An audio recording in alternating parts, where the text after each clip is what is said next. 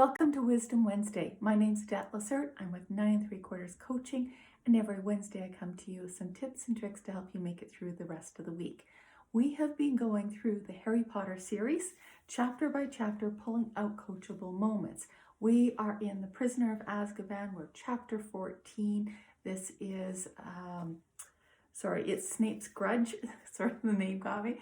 So Snape's Grudge. In this chapter, we have Neville's grandmother is sending a howler to Neville for having left the passwords.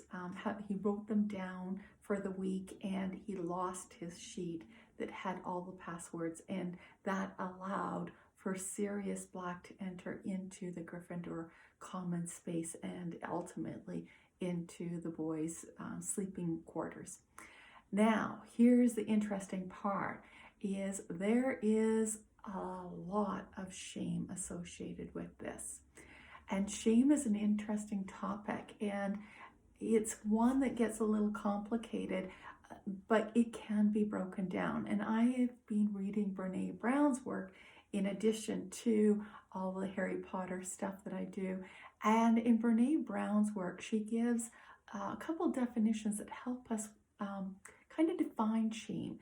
And shame, when you break it down to its core beliefs, she is saying that it is the idea that I am bad.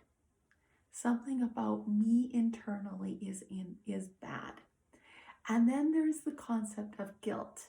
And guilt is associated with the idea that I did something bad versus I am bad. And that's a big differentiation.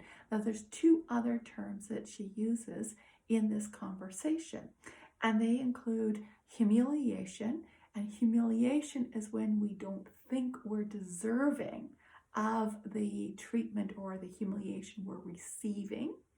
And then there is embarrassment. And embarrassment is short-lived. Embarrassment is, oh, that was kind of like silly or stupid of me, but I know other people have done it and I'll get through it. I'll overcome it. So what do we do with shame? Because that was a tough one. When we identify something as being associated with my action, I can kind of move through it a little bit easier. But shame requires us to take out our flashlight and shine a light in it. In this chapter, we also have Harry feeling a little bit guilty because he thinks that he's bringing upon death and destruction and hardship around people because he is the receiver of a grim. But when he shines his flashlight around because he thinks there's a grim possibly lurking near him, he actually uncovers Crookshanks.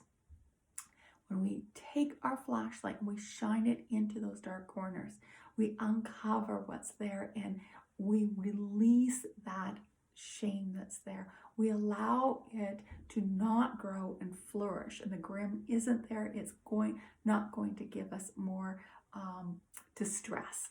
So I want you to shine a light on your shame. Name it, identify it, let other people know. When you bring shame out of the darkness, when you bring it forward in your lives, it can't have control over you. We release it by drawing attention to the fact that it is there. And in that space, we can have compassion. We can have compassion for the person that might have been feeling shame. We can have self-compassion on ourselves. And we're able to turn it around to, I'm not bad. I may have done something bad, but I have choice and I have the opportunity to move forward from that. So how are you going to deal with shame? Is there shame showing up in your life? If so, where is it showing up? What are you going to do about it?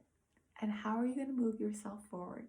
If you find this interesting, please feel free to reach out to me. I love to hear your comments and feedback on this, and I look forward to hearing from you. Take care and have a great week. Bye now.